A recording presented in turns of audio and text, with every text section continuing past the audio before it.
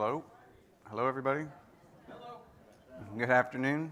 My name's Scott Margolius. I'm the founder of Ecomsellertools. I started the company in 2014. I've been helping sellers all around the world, at all different levels. They've been in the top 500 of Amazon sellers or those who are just getting started. And I'm excited to share with you some things I think you really need to hear. It just happens to be that I know things that you need to know, and I want to share them with you.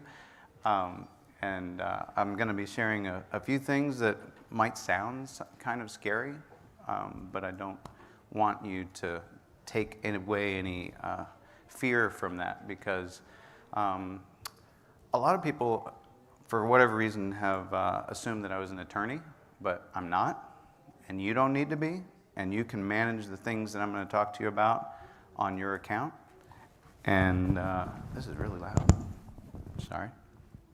And you can feel comfortable that you can control your account health.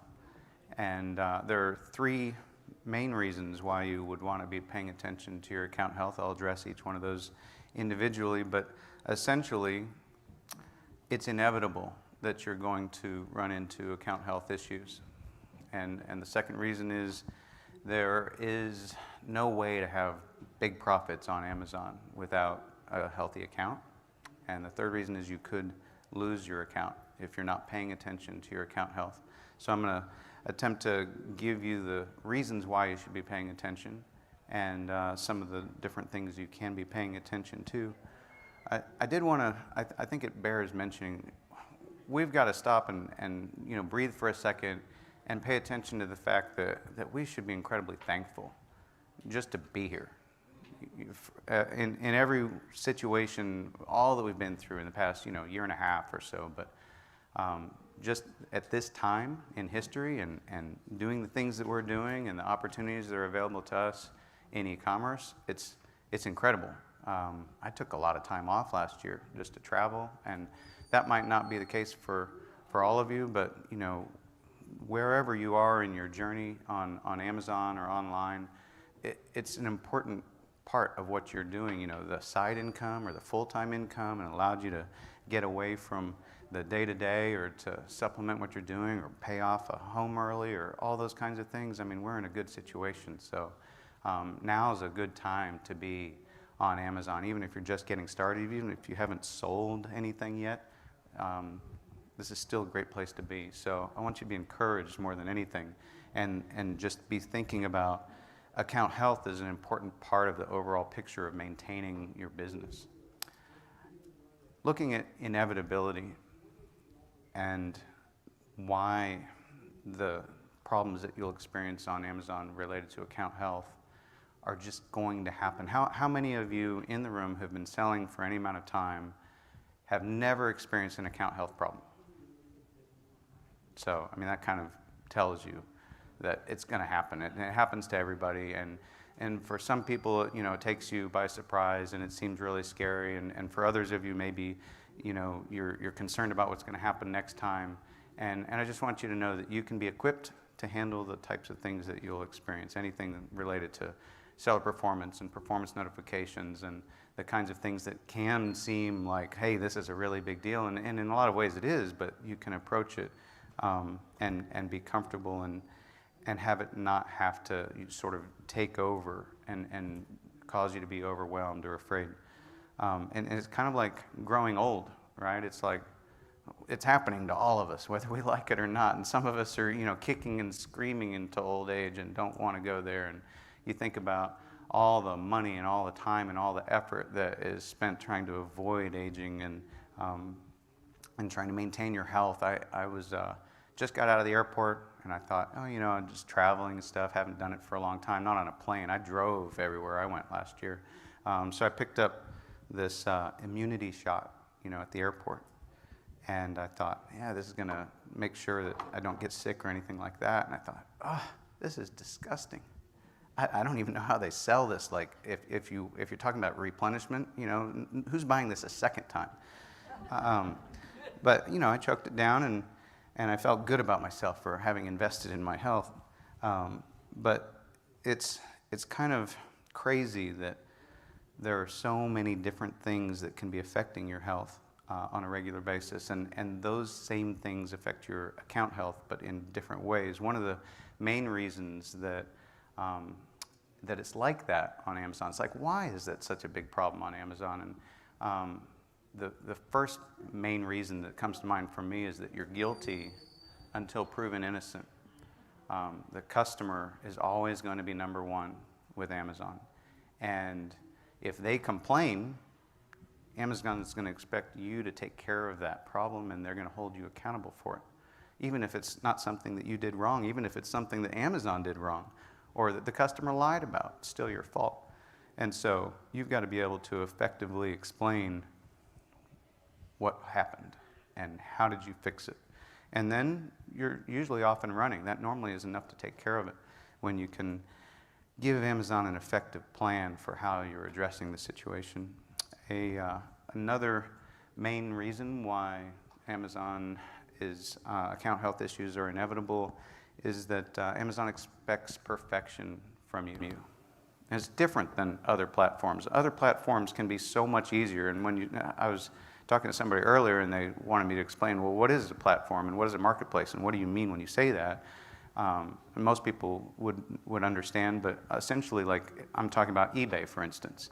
eBay is so much easier. There's so much less stress. And if let's say you're getting onto Amazon for, you want to make some extra money, right?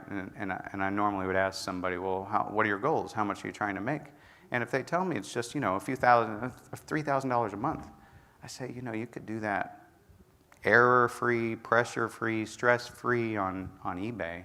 You can make six figures on eBay almost with your eyes closed.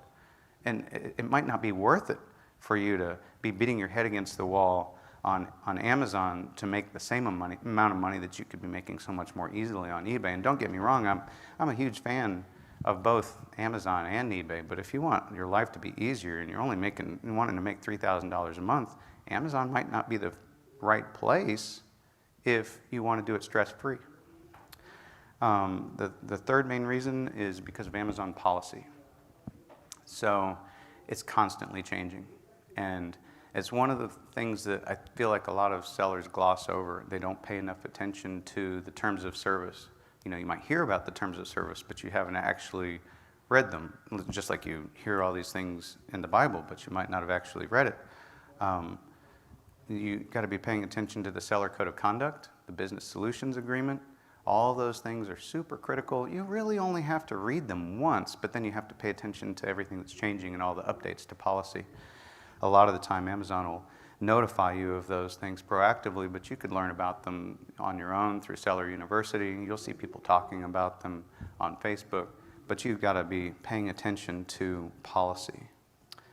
The second point for why it's so important for you to pay attention to account health is there are no big profits on Amazon without account health. And I equate that somewhat similarly to, like, I went to start my truck the other day, and I turn the ignition, turn the switch, and nothing happens. No click, click, click, nothing. And I thought, well, that's kind of strange. So I thought I'd troubleshoot it, and I went to pop the hood, and I thought I'd look around, check out the starter or alternator or whatever, and I saw this debris that was kind of gathered over by the battery, and I noticed that I probably had a rat's nest or something, and they maybe chewed through a wire or whatever. And the problem ended up being the battery. I didn't need to replace the battery, but I had to replace some wires. And I look at that as you're not going anywhere in your vehicle without a battery. It doesn't matter how nice your vehicle is. It doesn't matter how much you paid for it, whether you have leather seats or how new it is. It's just that you're not going anywhere without that battery. And it's kind of like that on Amazon too. So if you don't have account health on Amazon, you're not going to be in contention for the buy box. You're not going to be able to compete with the other sellers because your metrics will not be what they need to be in order for you to have your share of the buy box. And so that means that you've got to be as proactive as possible about monitoring your account health on a daily basis. You've got to be looking at various different aspects of your account regularly. You've got to be paying attention to your performance notifications. You've got to be looking at your feedback and messages. You've got to be looking at your cases in your account health dashboard. And when I say performance notifications, if you've come to Amazon recently, within the last year, it's like they've changed so much of what they seem to want you to focus on. So they present this account health dashboard, and you think, oh, that's all I need to look at. It's kind of like the gauges on your vehicle. You look at the gas gauge, and you look at the tire pressure, or the oil pressure, or the temperature, and you think that's it. And sometimes that is it, but it's not going to tell you other things. And the other things on Amazon are super important. So if you are looking at the account health dashboard and you're not looking at your performance notifications, you're making a mistake. You've got to be looking at your performance notifications every single day, the same way that you would be monitoring your account health dashboard. The third reason why it's important for you to pay attention to your account health is because you could lose your business. And I'm not saying that to scare you, it's just that I've seen that happen so many times with sellers that I've helped where they weren't paying attention to something. And they could have easily been paying attention to that one thing or those several things, and that would have prevented the problems that they ended up having. And in fact, I had an authorized second account, and I loaned it out to a friend to liquidate some of the product that he was no longer authorized to sell. And I thought everything was set up properly, and it turned out that it wasn't. And so I was ignoring my notifications like usual because I wasn't using the account, and he wasn't paying attention to the notifications for whatever reason. So 15 sales came through that weren't fulfilled, and after they were about a week late, Amazon suspended the account. That wouldn't have happened if either of us had been paying attention to those notifications that sales were actually made. And I was able to get the account reinstated. Nobody paid me to do it, but it was at first I was pretty upset about it, but I got over it pretty quickly, especially after it was reinstated. But the point is, you've got to manage the variables that you have in front of you. There are certain things that you can't manage. If I'm driving under a bridge and a train falls through the bridge because it's out of date or whatever, hasn't been maintained, there's not much I can do about it, right? That was my time to go. But there's so many other variables that you can manage and that are important for you to look at. I'm going to name 11 of them. I'm going to have to read them because I can't remember them all, and they're not in any particular order. But these are things that I've seen people suspended for, and that you can avoid suspension from these things if you're paying attention to them. One is, number one on the list is product condition. So you want to be familiar with, you would read the product condition guidelines if you read through the terms of service. And the reason why product condition is so important is that's kind of one of the biggest things that's going to drive customer complaints. Somebody gets something and it's not what they expected. It's not in the condition they expected. It's not the condition they described. They're expecting something that's brand new, pristine, retail, like as if they just went and bought it themselves. And it's hard for that to happen as you think about, well, how did you acquire that product? Maybe you picked it up at retail, or maybe you picked it up OA. Even if you picked it up wholesale, however you acquired it, you've got to get it from you all the way to the customer without being damaged. It's got to be in perfect condition. And so you've got to take various steps in order to ensure that. One, you have to have quality control in your organization. You've got to have inspection for the products that are in your possession. It's hard to do that if you're drop shipping. You can't inspect that product before it gets to the buyer. And you've got to make sure that it's packaged properly so that it doesn't get damaged. Damaged products, product condition, damaged products cause a lot of complaints. Number two, it's really, really beneficial if you do have authorization to sell the products you're selling. I recognize that that's difficult to do with certain types of sourcing models. And some of the sourcing models that they talk about as far as like replens, if you go through Jimmy Smith's course, he will, or his training, or read his book, he'll talk about different things that you can be paying attention to that will help prevent certain types of complaints that you'd be more likely to receive if you don't have authorization. But if you do have authorization, that could be incredibly beneficial for you. The third thing is good invoices. And so in my book, which I'll talk about in a moment, I spend a good amount of time talking about invoices, because if Amazon asks you for a plan of action, you could provide a perfectly good plan. They might even accept your plan and be happy with it, but reject the entire appeal because your invoices aren't what they need to be, or your receipts. They either aren't in the format that Amazon wants them in, or they haven't been annotated properly. And so I talk about what does that format look like, and what does that annotation process look like, and what that needs to include. Of course, the other thing is you need to actually have invoices, which a lot of people, they don't have to be invoices, don't get me wrong. You have to have a record of proof that you purchased this item. So if that's a receipt, that can be perfectly fine. And you'll hear a lot of people talk about, oh, Amazon doesn't accept these kinds of receipts anymore. And I actually haven't found that to be the case. They will accept a Walmart receipt. They will accept a TJ Maxx and Big Lots receipt. I don't necessarily recommend it because it's more difficult to get things resolved with certain types of receipts, especially if it doesn't explain what the product is on the invoice or on the receipt. So don't think you have to have invoices. They'll even say provide an invoice, but it could be a receipt. The fourth thing would be the terms of service. You just have to read through it. It doesn't take you that long. It's totally worth it. You might be miserable for an hour, but it's something that you absolutely need to do. And if it's been a long time since you've read through, I would go ahead and read through anyway. The fifth thing would be messages. And if you think about the buyer experience, right? I've got a problem. I'm a buyer. I've got a problem with a product or something that happened along with the transaction, and I get a hold of you as the seller. It's so much better if I hear back from you as soon as possible. You know, I'm gonna have less time to sit there and think about how angry I am or how upset I am or anything. The sooner you get back to me as the buyer, the better that situation is likely to be. You're going to be able to avoid a negative feedback or a chargeback or an A to Z claim if you can get back to somebody within a pretty finite period of time. I like to say 3 hours.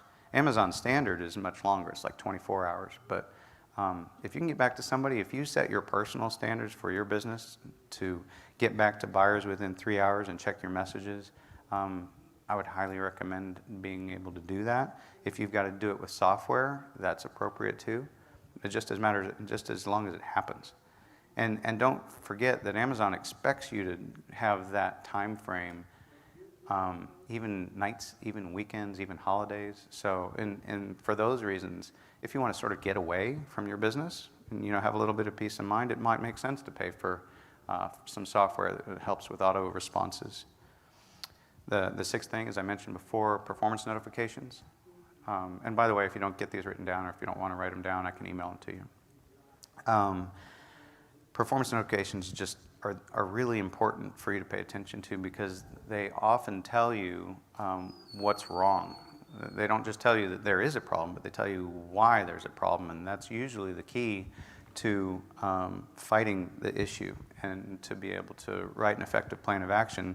I always ask somebody, well, can you send me the original notice of suspension? Can you send me the original complaint that Amazon notified you about? And often that's found in performance notifications. The seventh thing that is important for you to monitor is your feedback. Feedback used to be a lot different. It used to be a lot easier to remove feedback. But it's not just, you're not just thinking about your seller feedback in terms of the percentage.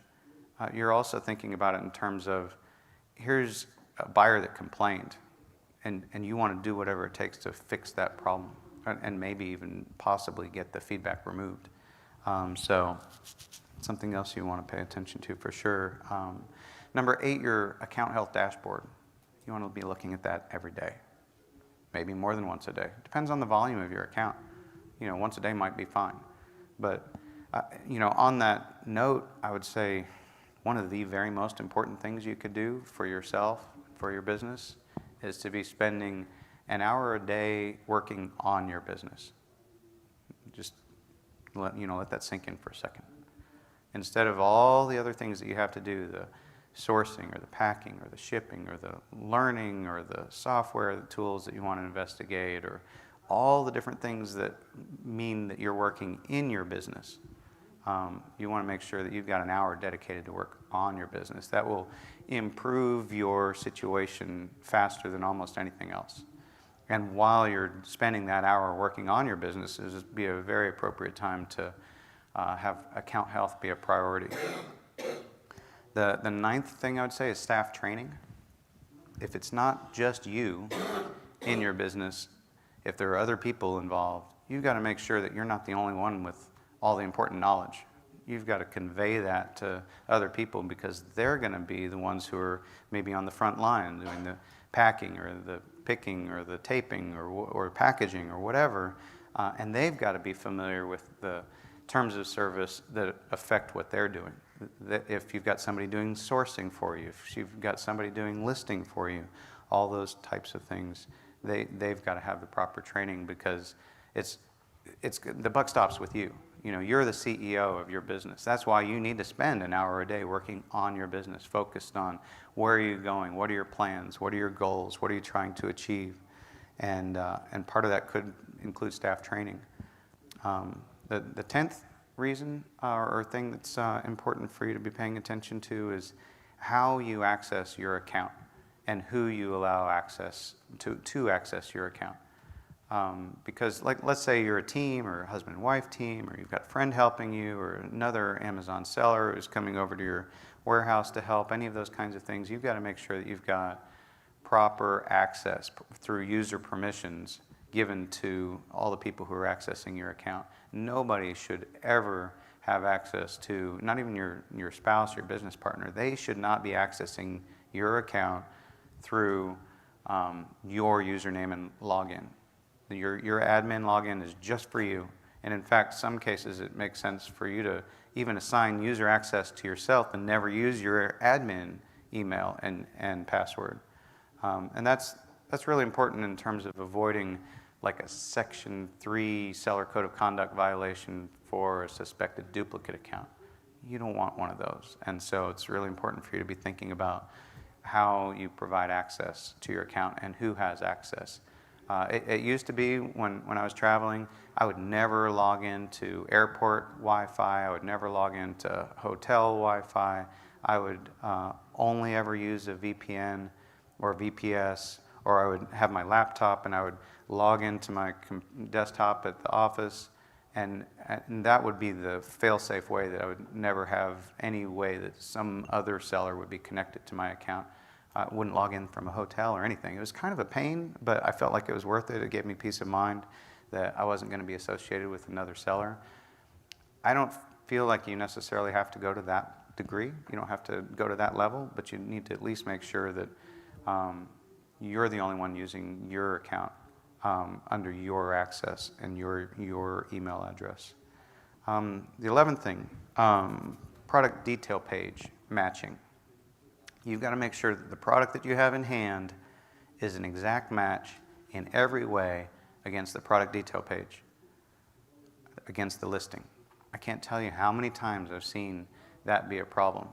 And so somebody could be making a mistake when they're sourcing, and they find the product and they think it looks the same. Maybe they're just using picture matching. Oh, it looked the same to me. A lot of the time, if you're outsourcing your sourcing, they're not paying as much attention to making sure it's an exact match as you need to be. And so you might need to be the final eyes on everything before you make a purchase. And a lot of the time what can happen is you can send in let's say a single unit to Amazon, and somebody changes the listing and they make it a 2-pack. Or you send in shampoo and somebody makes it a shampoo and conditioner bundle, or vice versa. I can see times when people have sent in a black pair of shoes and somebody changed it to white. And you can imagine how upset somebody's going to be when they get the wrong color or the wrong number. I had a client who they had a 12-pack and somebody changed it to a 2-pack. And it's just, who knows what can happen, but you've got to be paying attention to that. Amazon used to have notifications for ASIN changes that they would send you, and for whatever reason they stopped doing that. So I have some software that we're making available to beta users in about a month. You can sign up in advance for that.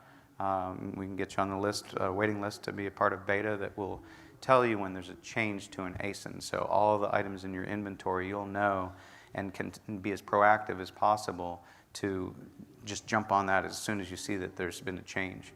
Because if you can, you'll find out immediately when somebody's changed the listing from blue to red or from a 2-pack to a 4-pack or whatever. You'll get that notification, and either if you're paying attention to it or somebody else is in your organization, then you can close the listing immediately and then try to figure out what's going on.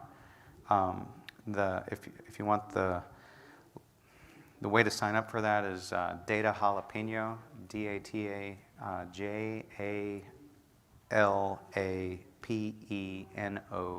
datajalapeno.com/ASIN. That would get you in for the beta for that software. To recap, you've got to be paying attention to your account health because of the fact that it is inevitable that you'll experience account health issues. Number 2, that there are no big profits without account health. And 3, that you could lose your account if you're not paying attention to your account. In closing, I want you to just begin to think about taking a proactive approach with your account. You've got to shift your mindset, and instead of thinking about all these things as being such a pain or, oh gosh, there's something else more to do, it's just like maintaining your health. So if you brush your teeth, if you take a shower, if you go for a walk, if you exercise, if you eat properly, it's exactly the same thing. It doesn't take extra time, you just need to work it into your routine. If there's nothing else that you do, if you don't make any other changes, you think, oh, I'm not going to mess with it, I'm not going to do anything different until it actually affects me. There are some people who take that approach. I don't recommend it. It's going to be more expensive in the long run. But you should at least be paying attention to your performance notifications, your account health dashboard, and your feedback and messages. So I have a new course that is launching under PAC. It is the Proven Account Health course. I've done that with Larry Pruitt, and we put together 6 different individual sessions followed up by 6 live Q&As, and that's going to be coming up available anytime, isn't it, Larry? Soon. You can sign up in the back at the coaching table, and they'll take your sign up now. There are 3 different levels. One level at retail, 1 level if you're a PAC member, and a lower price if you're a coaching student. And if you sign up here at the conference, I would, and I'd highly recommend it if you've got a high level of account health issues, if you're dealing with account health on a regular basis, if you have an account of a reasonable size to the point where you're thinking about, oh, I might want to outsource it, or I might want to have somebody in my organization trained to handle those things, then it's a really good fit for you for the course. And in the long run, it would end up, saving you a lot of time and a lot of trouble, a lot of money to be skilled and equipped and trained to be able to manage your account health properly. But if you sign up at the conference, I'll send you a copy of my paperback. And speaking of which, Amazon Plans of Action, the Proven Tactics for Winning Appeals. That's my book that was launched in the last couple of weeks. I kind of think you're crazy to not buy it, just because it shares so much information that's valuable for you to be able to be successful at winning these appeals on your own. It saves you so much time and so much money just to read through the book. It's probably a 2-hour read, but we'll equip you and we'll give you the proper mindset and help you understand a lot of what I've uncovered in the past 7 years of consulting.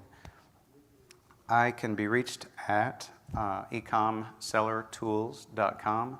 It's ECOM, seller, tools with an S.com. My email address is scott@ecomsellertools.com.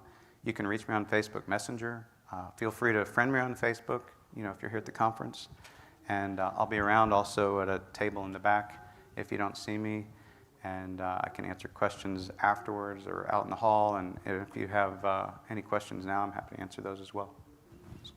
I had a case a few months back where there was a company, I guess, that didn't want sellers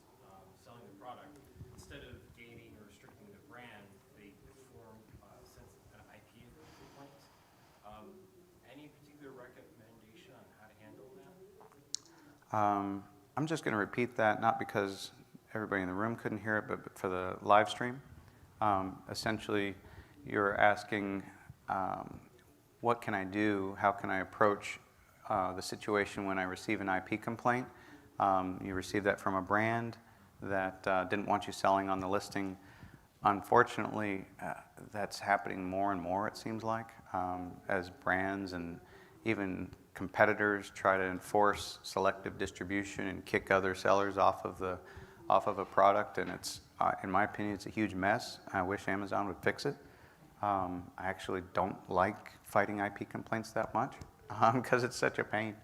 But it's more of a pain for me than it is for you. There's a lot that you can do on your own that makes the process a whole lot easier and less expensive. And the first thing that I would recommend would be try to reach out to the brand owner, try to apologize, and ask them to remove the complaint. If you can get a retraction, that makes the whole process a whole lot easier.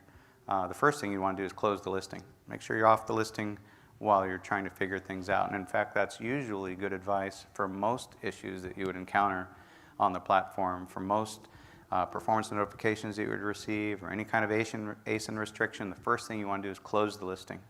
And I don't recommend deleting the listing because a lot of the time, the best way to fix the problem could be to edit the listing, and you can't edit the listing if you've deleted it. So if you need to edit the listing, the best process would be to close the listing. You might be able to be approved to sell on it later. You might just end up deleting it later anyway, but you want to leave yourself the leeway to be able to edit it if need be. Again, if you can get that retraction, it's a game changer. Really helps a lot. I did have a client recently who could not get a retraction.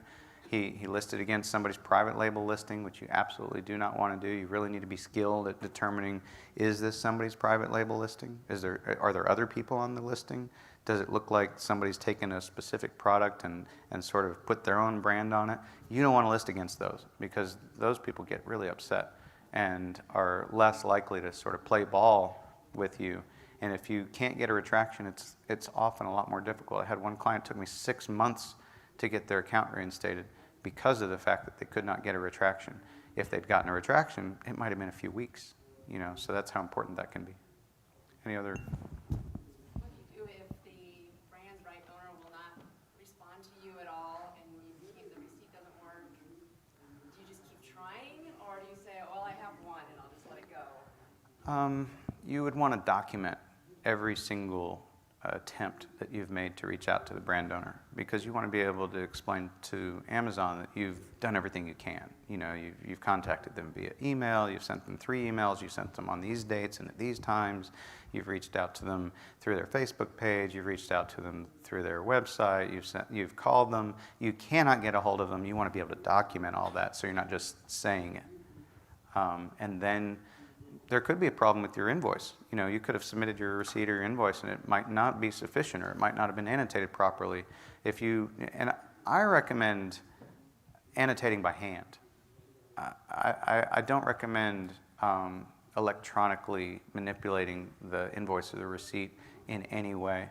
And I get into a lot of detail in that in the book as far as what to do and what not to do and how to do it. Your best bet at this point is to document the extent that you've gone to, and then usually you've got to provide a plan of action that they'll accept. I didn't have it in the speech, but somebody asked about it yesterday, so I thought it might be helpful to explain just very briefly what Amazon's looking for in that plan of action. It essentially boils down to 3 different sections. Your root cause, which normally for me is about a paragraph, to be able to explain exactly what the problem was. Your second point would be, which is usually about a paragraph, or maybe you use bullet points, what you've done to fix the problem. Amazon wants to know, what have you done to fix this issue that was caused by this root cause? The third thing is, what are you doing to prevent this from happening again? They want to know, we're not going to have to deal with this enforcement again. We're not going to want to have to continue to go after you as a seller. We want you to learn from your mistake and move on and not make this mistake again. So those are the three main points for the plan of action, the three main sections. And I'll also tell you, and I do mention this in the book, but there are a lot of things in the book that it's like, I can't repeat here. You know, you're not going to hear it anywhere else. And there's kind of too much to explain.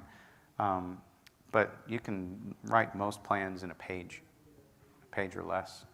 And so that's important to keep in mind. It doesn't have to be this big, daunting issue. What was the name of your book again? Amazon Plans of Action. If you just type in Plans of Action into the search bar on Amazon, it'll come up. It's a black cover, Amazon Plans of Action, Proven Tactics for Winning Appeals. So, I'm gonna come back. I do private label, but I still have wholesale products. And sometimes the complaint that I'm getting is for my wholesale products and not for my private label brand. So I'm just trying, I'm not sure if you can have like two accounts for each business or.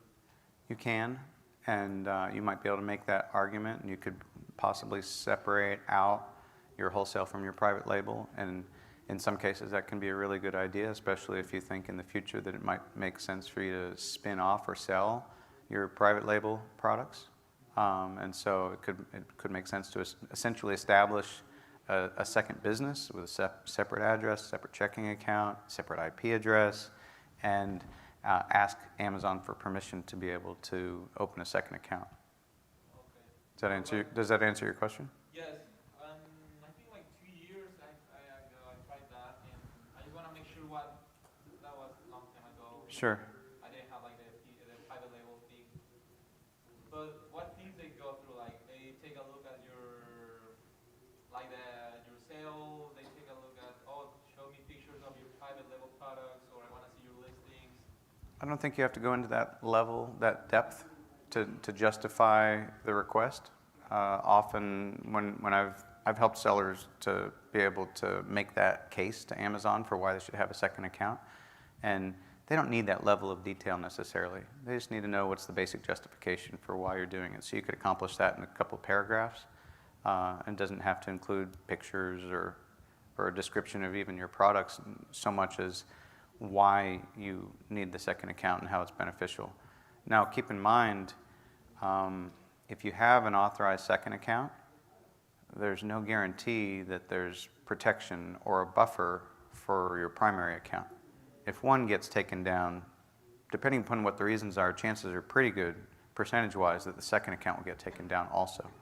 So don't think of it that way. It's like, oh, you've got all these problems with your wholesale, and having a second account will give me a buffer, and I'll still have my private label side if the wholesale side gets taken down. And it doesn't actually usually work that way. The biggest reason that I can think of why that would be beneficial for you is to be able to easily spin off and separate the accounting to value and be able to sell the private label side. I live near a manufacturing company whose products I have a wholesale account with, and I was selling well on. Now, recently they've said you need your transparency codes to prove it to be authentic. So the only other competitor on that listing who lives 3.5 hours away, I'm guessing, did they get assigned these QR codes? Because the actual manufacturer doesn't make them with QR codes. And they don't even put an actual barcode on it. I mean, they still have old-fashioned, they're very old school. And they just have a little sticker on the price tag. I really don't know how to get around that. Did the other person, do they actually own that brand somehow? Or are they just trying to shut other sellers off? I'm not sure. Is the other seller acting as a brand manager for the manufacturer? Well, I don't know. I was thinking maybe I could ask the manufacturer when I get back. Is that the case of this other account? Because they never said I wasn't ever allowed to sell on Amazon when I signed up for it. I don't know what's happened. Do you have authorization from the manufacturer to be able to sell their products on the platform? Yes, Okay. Do you have a letter? not a letter yet. I would get a letter. And then I would ask them, are you familiar with who this other seller is? Now, you can sign up for transparency, and you might be able to engage in that same program. Don't you have to prove brand ownership if you do that? I mean, there's a process that you go through, and that's something I would involve the manufacturer with. I mean, normally it's the brand that is signing up for a program like that. And so if they've been signed up and they're not even aware of it, that sounds kind of strange. Okay, so I need to probably go to the source of the manufacturer first and see. I would, you already have authorization, so should be fairly straightforward to have a conversation. Any other questions? Yeah, earlier you mentioned some problems, some potential problems, and you said there was a listing that was changed, it was 20 items, and it was changed to 2. I was curious, like, are customers complaining they received 20 products instead of 2, and that becomes an issue at Amazon? It could, but a lot of the time the price changes too, so somebody paid $12 for a 12-pack, but then they receive a 2-pack, but they paid $12 but only received 2. Customers can complain about anything, and they do. It's impossible to underestimate how frequently they will complain and how spoiled they are. Any other questions? How do we respond to messages like where they respond back, like a thank you or something? I guess we were told that we still need to respond back to that so that we've left every message responded to. I would mark the no response needed box. When it gets down to that, I mean, eBay's kind of the same way. It's like, oh, could you please stop responding? Because I have to keep responding to every response that you respond. It's like, oh, and there's no way to do that on eBay. You can't say no response needed, but on Amazon you can. So if they say thank you and it doesn't really, they're not thinking that a response is required, I just say, hey, check the box. Was there another question in the back? Oh. I have a question. I signed up for international, to sell internationally. Okay. I think it was Singapore, And I was just wondering, now I'm not too sure, so they have this little program where you can jump on. I looked at it as a trial, but then I heard somewhere along the way that if I back out of that, they could shut my US account down. Is that correct? It can be a really big mess if you sign up to sell internationally. So you don't want to do that frivolously. If you're already sort of maxed out on what you're doing and feel like you're at the end of the opportunity on .com, and therefore you want to expand or grow, or you're looking to diversify, I'd almost rather see you go to eBay or Walmart or Shopify or somewhere else besides an international marketplace of Amazon, because it can be challenging. There's a whole lot to know, a whole lot to learn, new tax implications. I've been doing this since 2014, and I never needed to sell on another marketplace. And it doesn't mean you don't, and it doesn't mean that the opportunity is not there, but there's just a whole lot to learn. Any other questions? Thank you so much. Really appreciate it. I'll be around afterwards. Really encourage you to take a look at the course and the book as well. Definitely appreciate reviews.